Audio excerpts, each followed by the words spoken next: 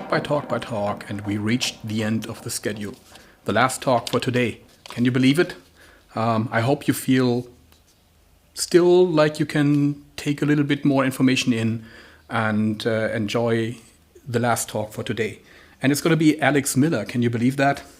So I took a look at the Wikipedia, the English Wikipedia, a few days ago and found out that there's 11 people listed with the name of Alex Miller. But this particular Alex Miller is missing. And I think that should change. Maybe somebody who's on the audience can do something about it. Because, I mean, just imagine this. Within one life and one person, here's Alex, who created the Strange Loop conference, the clojureD conference, co-authored 2 books on Clojure, and he is in the Clojure GitHub organization, the #1 contributor too. Take a deep breath. Test benchmark, Clojure Spec Alpha, Clojure Spec Alpha 2, Tools Git libs, Build CI, Homebrew Tools, Tools Deps Alpha, Brew Install, Tools Deps Graph, Data Zip, the Clojure website, Core Async, Data Generators, Core Specs Alpha, Clojure API doc, Contrib API doc, Data Freshian. Where's my second page? I didn't bring the second page. The list goes on. And also in 2010, he actually gave a talk about Groovy. Can you believe that? Please press Ctrl-Z to dance and wiggle the avatar for Alex Miller.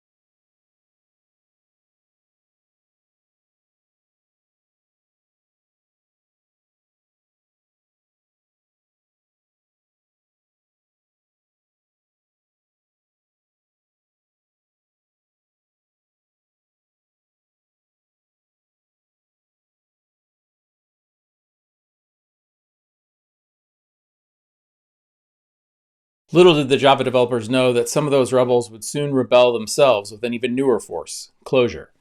Clojure developers loved their new language with their literal data structures and immediate REPL feedback, but they also loved being able to use all those Java libraries they'd been making and using for the last decade. And the sneaky ones like to produce libraries that pretended to be Java too.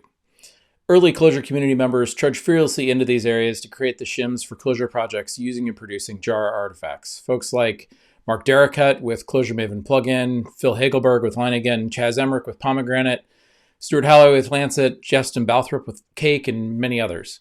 The Clojure world mostly standardized around distributing libraries via artifacts stored in Maven. In 2017, we decided it was worth revisiting this part of the stack and taking a fresh look at it.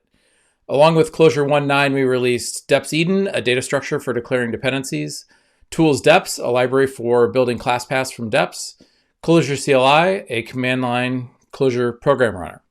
Since then, we've added support for Git libs, executing functions directly, and many other features. The community has embraced these tools. More than half the respondents in the recent Clojure survey said they were using Deps Eden to manage their dependencies, often along with other tools.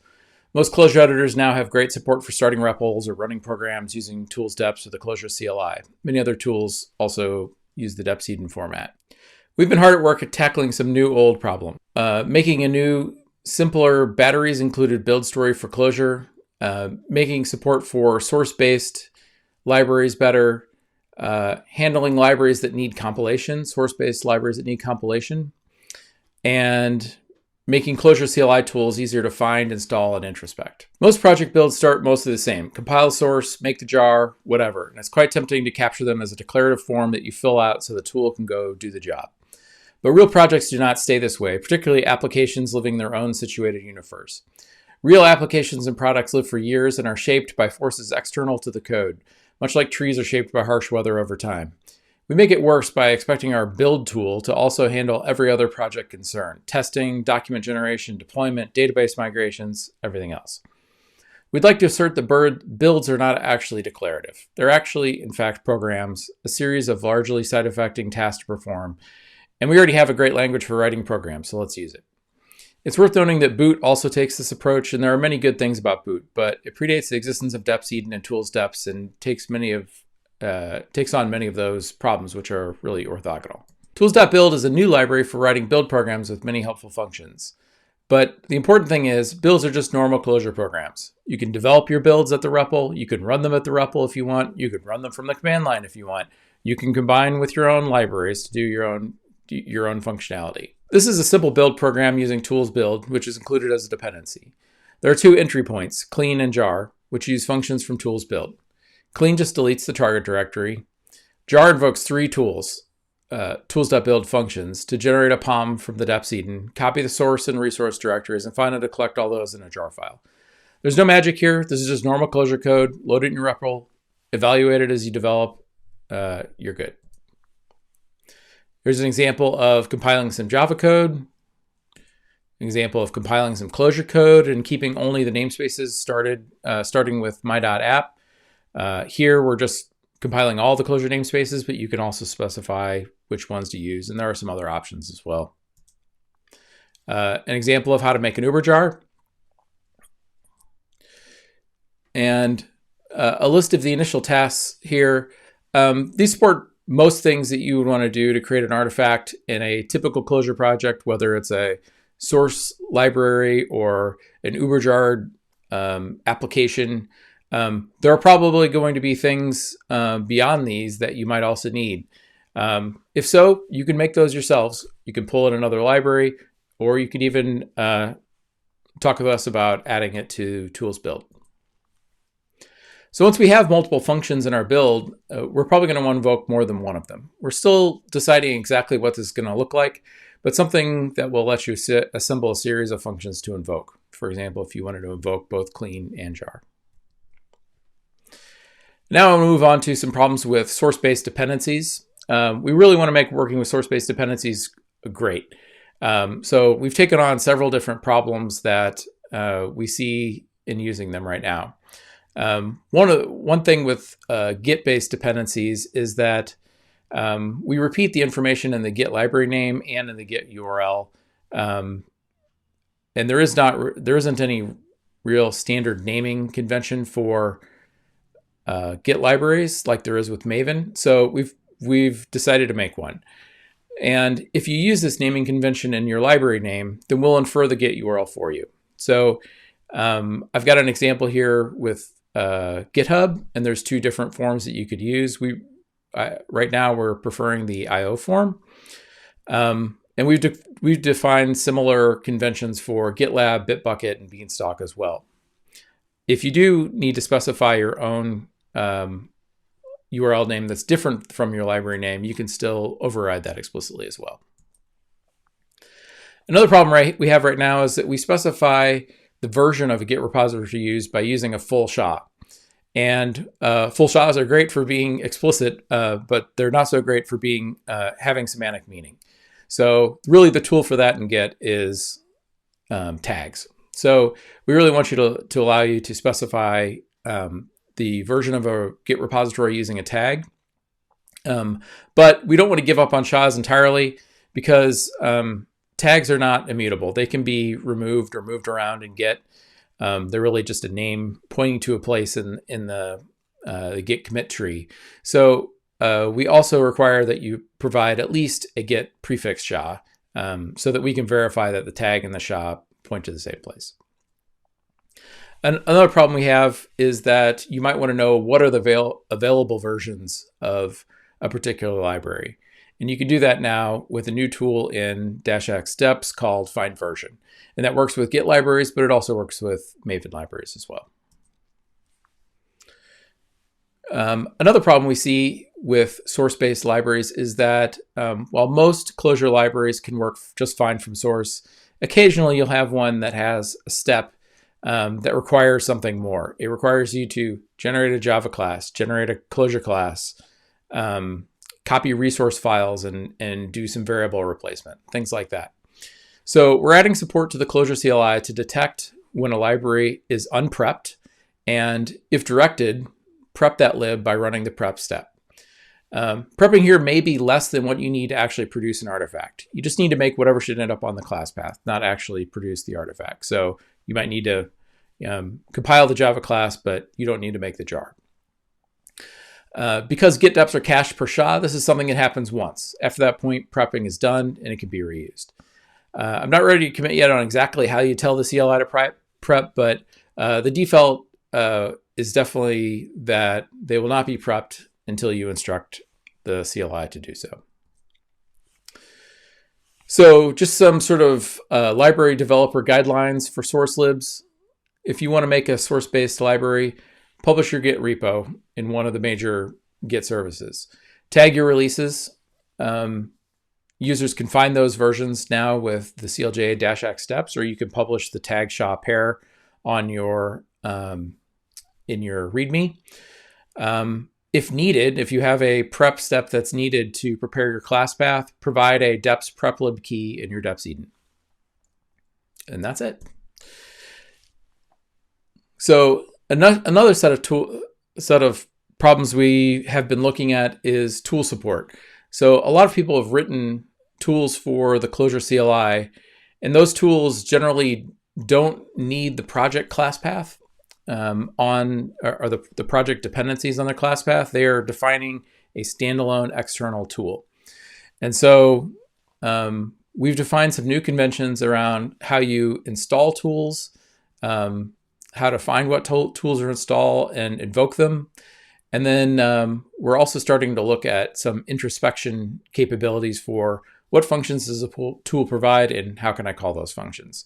So really making these things more first class and better supported through the Clojure CLI. An example of tools installation, and here I'm using Sean Corfield's CLJ New, and I'm using it as a Git Dep. It's published as a Maven library as well, and that would also be possible here. I'm using the CLJ-T tools. Tools is a built-in tool that will be installed for you automatically that provides support for installing and managing other tools. And so it has an install function that takes a library and a coordinate and gives it a tool name. Once you've established that linkage from tool name to lib and coordinate, you can just use the tool name to invoke the tool after that point. There's some other functions available in the tools tool, things like list and remove and things like that. An additional thing that we found is useful is that tools often have some standard namespace that declares their API. And right now, most tools ask users to install an alias on their machine that has the right NS default information for them. Instead, we would like to flip that around and allow a tool to publish what their default namespace is in their own Deps Eden. And then users don't need to specify that on their own machine. We can just pull it from directly from the tools Deps Eden file. And the way that we'll do that is with a new top level key in Deps Eden called :tools/usage. And that takes either an NS default or an NS aliases, or possibly other things as well in the future. And if you then want to invoke the tool, you do that using -T, a new option for the Clojure command line. It mostly works like the -X switch for executing a function.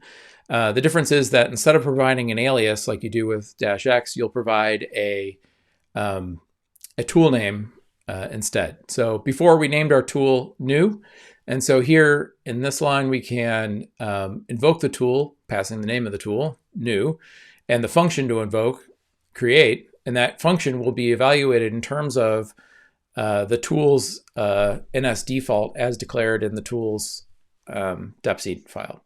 And then you pass it any key value pairs after that, just like you do with -X.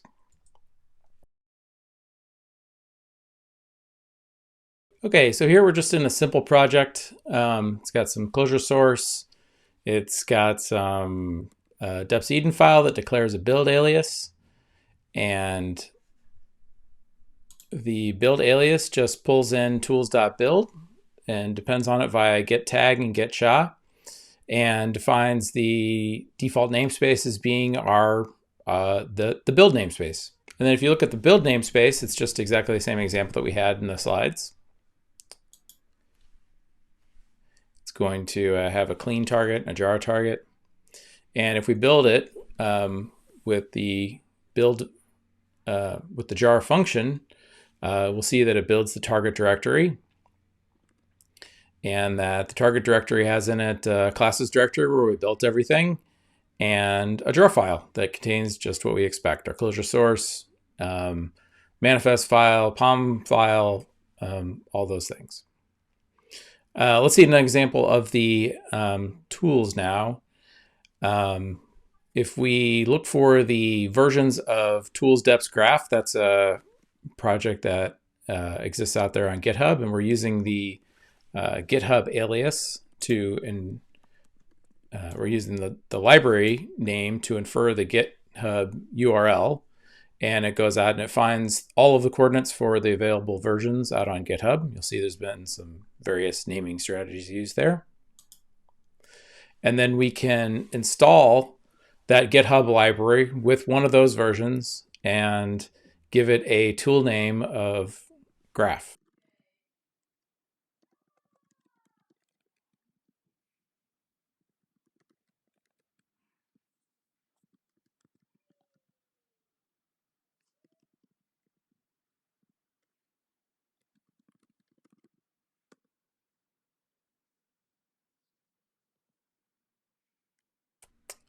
Once it's installed, we can run that graph tool, and we're going to run the graph function in the tool, give it some keys and values and tell it to output a graph at deps.png.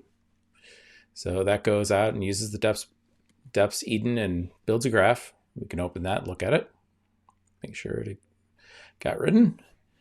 And then we can list all the tools that are installed right now if we want. You'll see that we have both the pre-installed tools and also tools Deps graph. And there's you can also remove that tool if you don't need it anymore. If you want to install a new tool, a new version of a tool, or an old version of a tool, you can just do that using install again. So there you go. That's a quick rundown of some of these new features. In summary, we're providing a new library, tools build, that helps you write build programs. We're providing more support for running multiple functions at the CLI, and that'll allow you to more easily interact with your build program and with other programs as well. We're providing a number of enhancements to source-based steps, including inferred Git URLs, tag support for versions, and lib prepping. And then we're also providing some additional support for managing tools. So installing them, using them, and I didn't really talk about it, but we would really like to have these better tools for introspection as well. And we're still working out the fine details of that at the time of this talk's recording. So, but all these things are coming soon. And in summary, I'd say Deps or data, builds or programs, source is enough. Thanks. And here we are. The last talk of the day, the last talk of this year's conference delivered. Thank you, Alex. As usual, very, very insightful, and so great to have you with us on the clojureD. I think it's for the first time. I think you were in Berlin last time at the Euroclojure when it was in Berlin, and that must have been, I don't know, 6 years ago or so. So there's one good thing in the pandemic after all, it's having you with us here. Happy to do it. Thank you so much for putting this on. It's really been great. I've been enjoying watching it. I didn't catch the beginning as that was in my very early hours, but have been watching it all morning and been enjoying it. So thanks a lot. Thanks to hear that. Glad to hear that. Like with this format that we had this year, like everybody was preparing their talks some time ago. Did anything happen in the meantime since you recorded and edited your talk that you think you feel like sharing or would be adding to this topic? Yeah, so I mean, we have been actively working on resolving a bunch of open questions that we had for getting the stuff out the door, which I very much want to do soon. So one of the things was about that I talked about at the end, but didn't actually show anything for was introspection. And so I really definitely want a way that you can sort of understand what functions are available for a tool or an alias, what things you could invoke, and then how to invoke each of those things. So getting access to all the doc strings and all that kind of stuff. And I've got a couple things, some spiked out work on that. We haven't completely finalized all of it, but I think we have a good direction on that. And then I also mentioned the function composition aspect in the talk, which we've done. Focus did a lot of implementation work on that this week, and that's opened up some interesting ideas, and so we've made some decisions on that stuff, and a couple other odds and ends. But I think we're getting real close to getting all the open questions resolved, and I'm very hopeful that we can get this out in the world and people can start using it. I've been using it off and on, parts of this off and on for a year now. It's been in development for a long time. And I think it is a great, I like using it, and I would like other people to be able to use it. So it's usually a very good driver for good software. The obvious next question is, and I don't know if you can answer it, but when will it be available? Is it more like it's done when it's done type of thing? Or I mean, the sooner the better, but my hope is that within the next week or two that at least some of it will be out, if not all of it. So it's really a combination of things. So it's tools build, which is a new library. That's pretty stable. That, like I said, has been in work for over a year now. Probably about 15 months. So, and then some changes and additions to tools Deps, which are mostly done, and then changes in the Clojure CLI, which also are mostly done. And so a lot of it, there's just like a handful of open questions we have sort of around the edges, and we're trying to finalize the answer to all those things and then get it out there. That's great to hear. So a lot of people are, have been working with Clojure for a long time, and they are used to lining in and boot. So we have here the questions. Is there a line to Deps translation guide to bootstrap old Leiningen docs like myself? That's Gavin from the chat in GatherTown. And also another question is differences to boot. Maybe you can take them both in one go. Sure. So regarding Leiningen, I don't think we'll write a translation guide. I think there are some useful articles out there. I think there's a Practicality article on this, I think. And there is a guide for the Clojure CLI on the Clojure website now that sort of takes a, how do I do this? How do I do that? How do I do that? And we're going to be adding a bunch of stuff to that.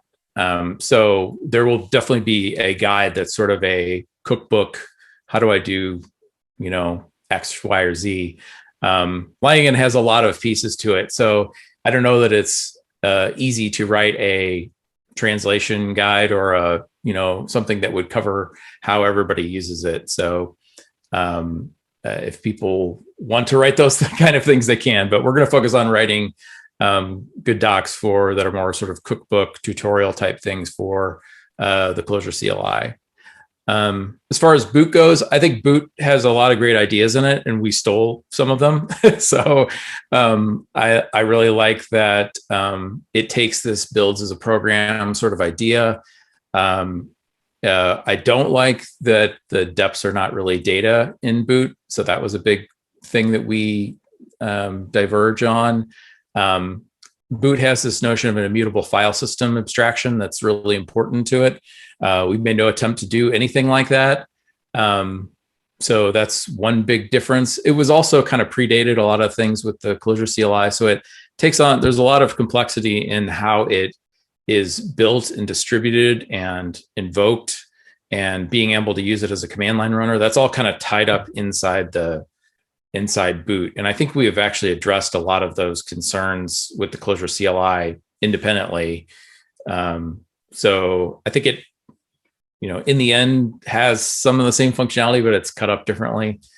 So in an enterprise world, I expect from my build system support for typical tasks. For example, generating the dreaded third-party library list with all its dependencies and copyright notices.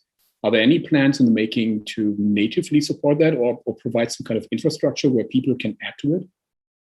So Tools Build is a library. It is Clojure code that does things. It has a bunch of useful functionality in it. It does not have everything in it. So like we've spent some time like taking some internal parts of like the build for Rebel, which is a product effectively that comes out, and taking different parts of like the Datomic infrastructure, and they have build processes in there and rewriting them using what we have now. And we learned a lot doing that. We definitely found some gaps and some things like that. Tools Build doesn't cover everything that you need in there. I think it's covering an important set of things around some of the file system things that are useful, which I think probably overlaps some of the things that are in Morkdude's FS library. There's some, a lot of compilation things in there, which probably overlaps a lot of the stuff that's in Deps and some of the other compilation libraries. So there are definitely overlaps with many things in the ecosystem. The cool thing is that it's just a library. Builds are just programs. If you want to call into a different library or extract your own build infrastructure, so this is something we did with Datomic, is we were able to say, oh, here's a thing that we often need to do in building internal Datomic jars, and we do it on all of them. So pull it out into a function and make that sort of part of an internal build library. You can totally do that too. So it's really doubling down on starting from data, using functions to encapsulate things, defining your dependencies with data, and then writing programs that use all that stuff. So it's the Clojure story again. So looking back on a year of development, and you mentioned that earlier, if I remember correctly, the question here is, how hard was it to develop? What was the beast of an obstacle? The build stuff itself is actually not hard. I think it's important to think about a lot of the details in there, which we did, but we were really spent a long time chasing a declarative way to define builds and the attributes that you use in your builds, and get that into declarative data in Deps.Eden. And we came at it from several different directions. I built things that worked several different ways. And we eventually threw it all in the bin. And decided that there's so many cases where it's very tempting to take like the common build scenario where I've just got to compile stuff, make a jar, and that's it. And say, there's only like 3 variable things in there, and I can pull those out and put them in attributes and like declaratively drive some set of tasks or whatever. But it just falls down immediately as soon as you need to do anything special. And in my experience, any project that lives for like more than 6 months does something special. So it was just one of those things that it was very brittle. I mean, there's so many problems that are solved by being able to say, oh, well, you can write just, one line of Clojure with some, using the Clojure API at this point to format a string the way I want it, instead of building some declarative task infrastructure that formats strings. Yeah. So once we kind of decided on that direction, everything kind of fell from that. So we have a few more questions, but not a lot of time. So maybe we can be quick, can we? How does tool installation work? Does it update home.clojureDeps.Eden? Yeah, I intentionally omitted saying how it works, but it will add files. It does not modify your Clojure Deps, Eden. So everything that's mentioned in the talk is backwards compatible. Nothing, we have not removed or replaced anything that exists currently in the Clojure CLI. So it is all additive things, pretty much. So it does create some tool files in the .clojure directory, but they are not in the deps.eden file. So while we add a more hands-on nature of things, the last question for today from Jordan, how are you hoping this impacts the daily workflow of the normal working Clojure developer? Well, I mean, the thing is that like for builds, they can be, frustrating to write, but you mostly just call the same thing over and over again, right? So my hope is that one of the things that we found just over the past week or two, writing a lot of sample builds, is that it's incredibly useful to be able to have it all be Clojure code, and you can just start a REPL and interactively develop your build at the REPL. Having that be an option is just you're doing the exact same thing writing your build that you're doing when you're writing your program, because they are both programs written in Clojure. There's no difference between them. You're doing it, right?